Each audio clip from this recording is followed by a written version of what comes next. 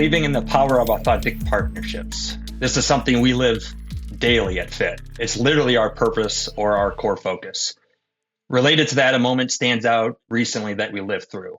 But first, let's go back several years. We started to see a security shift a bit from being just a IT responsibility only to being more of a business-wide responsibility. And pretty quick, it was clear. This thing was getting a lot bigger. Our clients were asking for more visibility, more protection, more guidance. So as a company, we had to answer that age-old question. Do we build this ourselves or do we partner? Mm-hmm. We made the decision to partner. We brought in a MDR provider, and for a while it worked until we stepped back and really looked at what was happening. And the realization was we were essentially building out a security operations center internally, which was exactly what we said we didn't want to do. What we had was a really good alarm bell, lots of alerts, lots of noise. We were still the ones triaging, responding, and scaling the effort internally. We wanted so much more. So a year ago, we went on the hunt. We found an actual partner to transition to. And what stood out right away was the alignment. Clear roles, clear expectations. And that's when you realize you're not working with a vendor anymore. You're operating as a unified security team. For me, that was the big takeaway, because that's really what scaling and standing out looks like. It's not just having the right tools. It's having the right partnerships that allow you to deliver outcomes that your clients can actually feel. Wow. That's great, Jason. Thanks for walking through that. Sounded like a commercial you'd see on the Super Bowl. So the production value was there, my friend. Everyone, welcome back to another edition of the Zero Trust Issues podcast. I'm your co-host, Tony Pietrocola. Joining me is our co-host, Joe Marquette. Hi, everybody. How you doing today? So today, we're talking to someone who spent their career, which is very unique, but their career at a fantastic company called Fit Technologies. The interesting thing about our distinguished guest today is he's held three different jobs. Yeah, very distinguished. He's held three different jobs there, which is very unique in an organization in technology. Director of Network Services, Chief Technology Officer, and now all the pressure's on him as Chief Information Security Officer, or CISO, as we like to call it. So Jason is the CISO of Fit Technologies. Here's the great part about Fit: a 100% employee-owned MSP out of Cleveland, Ohio, that's been doing managed IT since 1999. Man, I wasn't even living in Cleveland at that point. So, Jason, welcome to the show, and thanks for starting off with that story. Good to have you here. I love it. As someone that has spent a fair amount of time in the world of MSPs myself. I was like bringing in a kindred spirit of someone who's got the same scars in battle from the battles that I have. You know, as you've you worked your way, as Tony pointed out, you've been with Fit for a good number of years now, holding some very different sorts of roles that require a different perspective. You know, most people that move through those sorts of career changes, those different types of roles are jumping, frankly, from company to company. You know, that they're looking for new opportunities. Obviously, you were able to have that sort of an opportunity in one place and in one good company. So what was the thing that kind of kept you in one place over those years? How did that end up feeling like the right long-term fit for you? Great question. I struggle with this all the time because it's really hard to put into words sometimes. I've literally grown up and grown with this organization. Passion and opportunity, I would say two things that stand out to me. I get asked this question often about why Fit, why haven't I gone elsewhere?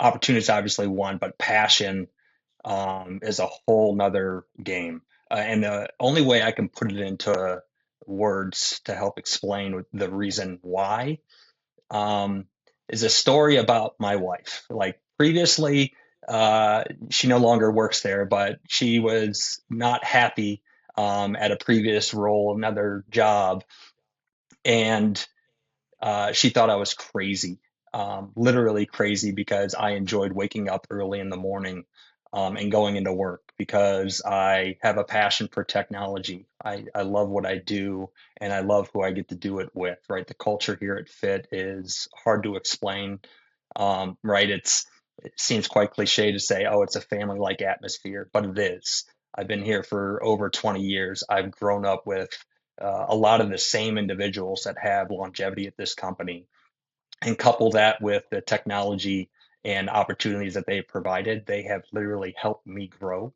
as a person and as a business leader. Um, and it's hard to look outside of the walls here at Fit for anything more or different. Lucky guy. I was going to say one thing just to kind of pop in. Now, that can also mean comfort, right? And I think, one of the things we'll talk about is these roles kind of interchanging and what you see.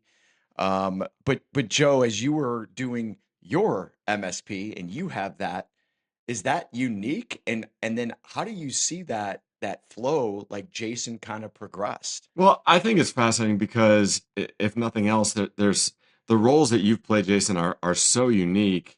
One is as CTO, you're protecting the organization, and excuse me, you're building the organization, and you're pushing the technology, you're trying to advance forward. The CISO is a little bit of a different hat, right? Like you got to protect and you got to constrain. So on one hand, you've got one role, you're pushing everything out, and the other hand, you're like, slow down, we got to take care of everything. That to me is the most fascinating part of this. How did you step into that sort of scenario, and how do you fight? How did you go from one to the other? Again, all within one organization. I haven't seen it, to answer your question, Tony, but obviously Jason's got the chops to pull it off. How do you balance that off? Balance that Uh, out? it was a struggle. And to say that it's still not to some degree, I would be lying. But we made an intentional, thoughtful decision as an organization that we needed some defined security leadership. And Fit executives at the time wanted me to uh, be the leader of not only the security practices that we are going outward to our clients with, our service offerings, but also to lead our security uh, need within the organization. You, Joe, you couldn't have said it any better. Like security is not one role that is known for providing efficiency and effectiveness, especially at the speed of an MSP. We're often looked as the ones that are slowing things down. We ask a lot of Sure. questions. I don't want to say it's a thoughtful approach, as in no one else has a thoughtful approach, but our angle is a little bit different because it's focused on risk, whereas everyone is operationally trying to become quicker and more efficient and effective. So the challenge happens every day, and um, the best way I can put it is just uh, doing a lot of listening, and not projecting my thoughts or my knee-jerk reactions to someone's ideas and thoughts. It's listening and putting myself in their shoes, being a little bit more empathetic. Why are they coming to me about wanting this tool tomorrow when I've got to do a due diligence process around it, right? A slower, Sure. methodical approach. Well, as you've gone through those different roles and you've sort of balanced out the yin and the yang, if you will, of expansion and adoption versus protection and control, what what would you describe, or how would you describe sort of that shift of technology and cybersecurity or risk in general? Has the nature of cybersecurity and the risks that are presented changed? How do you see things today versus a few years ago? Has the very nature of the problem changed? 100%. Not to say MSPs had it easier back in the day as opposed to now, but it's 100% quite different. It's not a break support only thing, right? We've seen this shift to security alone being this optional IT enhancement to now becoming a core business requirement, right? Clients no longer asking, hey, do we need security? No, absolutely not. They're now asking, how quickly can we mature their posture, their security posture, and reduce the risk?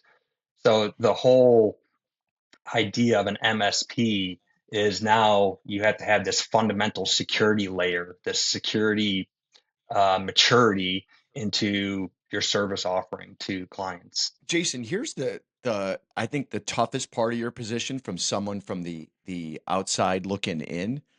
You may disagree, but I'd love to understand this dynamic. You're the CISO of a large MSP, right? You guys have a lot of people, you got a lot of technology, you got people who are also doing technology for your customers.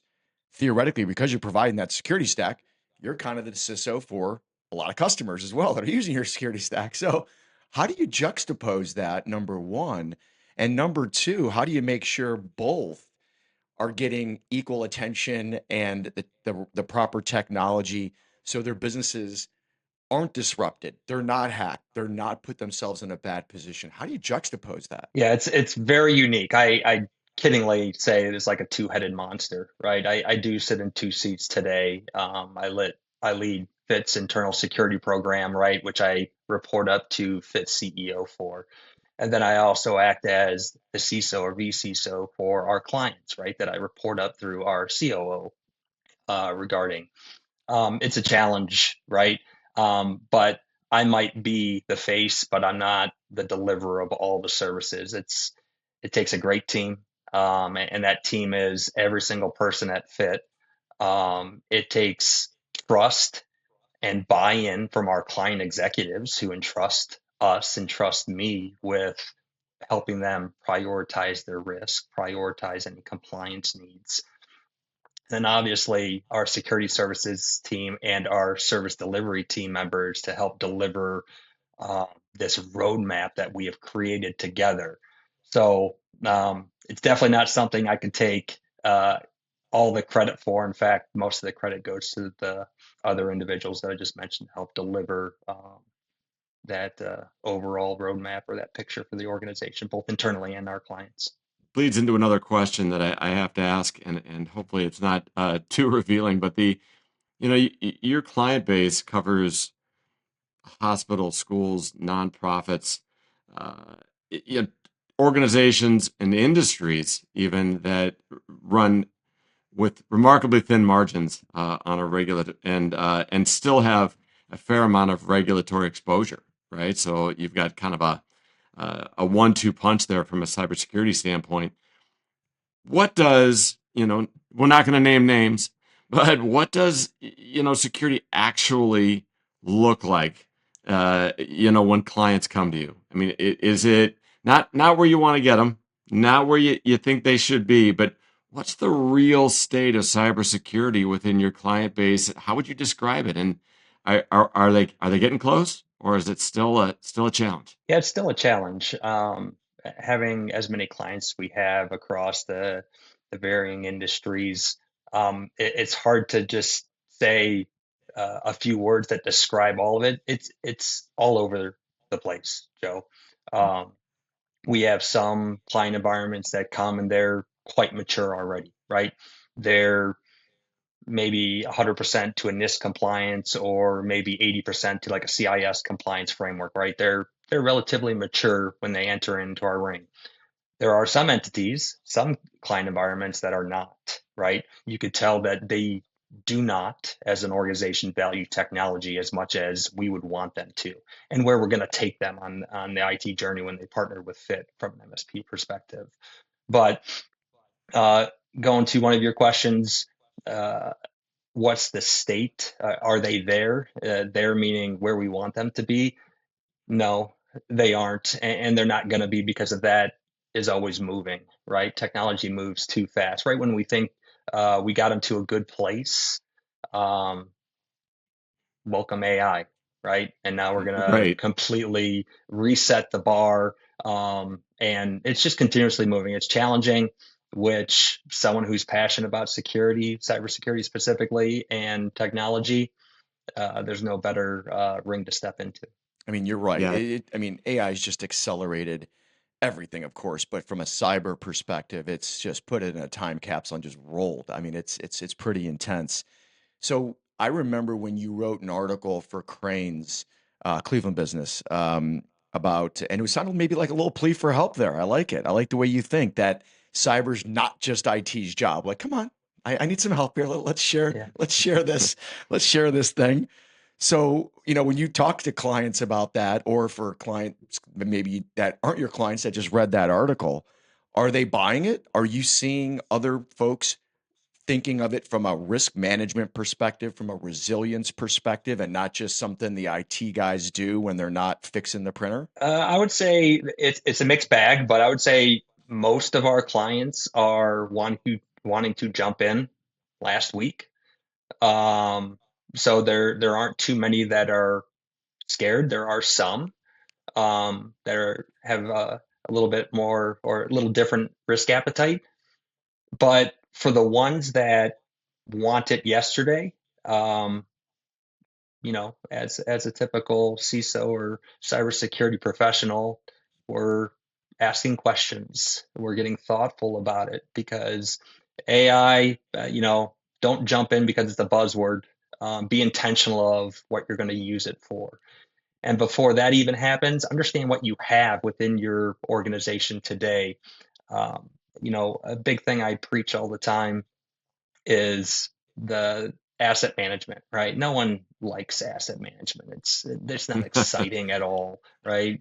Not especially when you're looking at it from an AI perspective. I want AI, and here's this person, usually me, that says, what's the state of your asset management? And everyone gets up in arms. But in all seriousness, like, you're bringing in this incredibly powerful technology into an environment that you don't have a full understanding what it's going to touch, what it's going to do with what it can touch. And I always step them back and ensure that they're in a good state from an asset management perspective, and includes data, right? Data classification, permissions, all that kind of good stuff before you bring AI into your environment. Yeah, it's a challenge for sure, and it's interesting. I mean, as Tony pointed out, we dug in a little bit of some of the things you've written before, and you have made comments about how cybersecurity isn't just technology problems; it's business and people, and ultimately sometimes even just decision making challenges within an organization. And I mean, honestly, that's I wouldn't say it's a hot take, but it's a pointed take, and I would agree with you. I think people want to hang things on IT, and unfortunately or fortunately, that it's a security is an organizationally it's a wide range of uh, threat exposure and risk. But you know, switching back a little bit to the MSP side, you mentioned the introduction of AI, how that's speeding things up. We have people problems, not just technology problems. You have clearly expanded and been successful in building your security, the part of your business. How do you see the MSP industry responding to these threats? Are you seeing whether it and the opportunity to provide services to support them? You have AI, you have cybersecurity, you have people. There's people decision making aspects of cybersecurity now that people need to understand the threats. Are you guys feeling comfortable with where you are with this, and how do you see the industry responding? Are most MSPs able to get the job done in this sort of dynamic, fast-paced, high-risk environment? I think the answer to that is yes, they can get it done. It's just, are they choosing the right avenues or the best avenues to get it done? Right. I shared a story before about, us having this fork in the road when we were seeing a shift in cybersecurity within organizations. And, we had to make that, uh, we did a lot of research, but we ultimately had to make a decision. Were we going to build out a security operations center, or were we going to partner, right? Are we going to build it within, or are we going to partner? So I think the answer, can organizations, MSPs, handle the complexity of what modern cybersecurity it is today, right? The identity attacks, the compliance requirements, the AI driven threats. The answer is yes, but it's the method at which they're going to go about it. Talking about breadth versus depth of tooling, right? And we'll just talk Mhm. tooling specifically.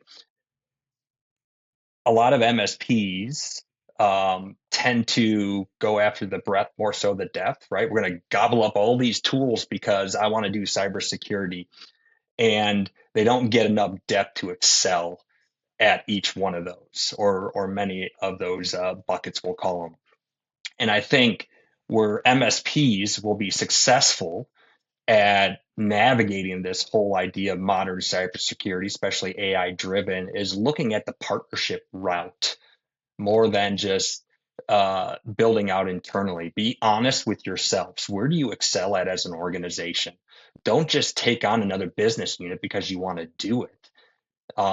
Actually, look to other organizations that are already experts in this space, right? And see if partnerships can be developed. The right partnerships, right? Not vendors, partners, right? Someone that can work alongside of you, not be another vendor that someone can point at when issues happen, right? You're acting as a unified security team.